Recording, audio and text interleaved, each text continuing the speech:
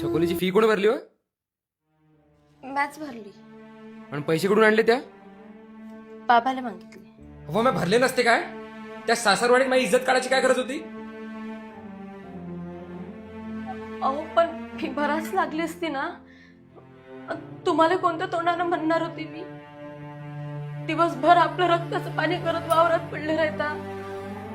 रात्रीची लईन आली का पाणी द्यायला वावरातच जाता.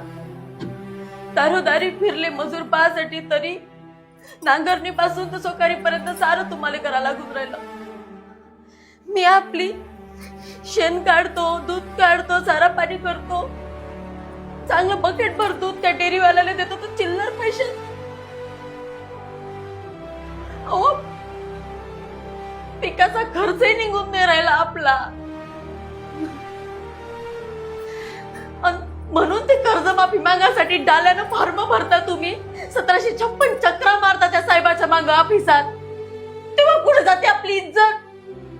आपल्यापेक्षा तर तो सट्टा लावणारा पुरला. 9 वेळा हारला ना तरी 1 वेळा जिंकतेच. पण आपण काय तर म्हणे शेतकरी, ज्याची ना किंमत आहे ना इज्जत. सोड ना शेतकरी.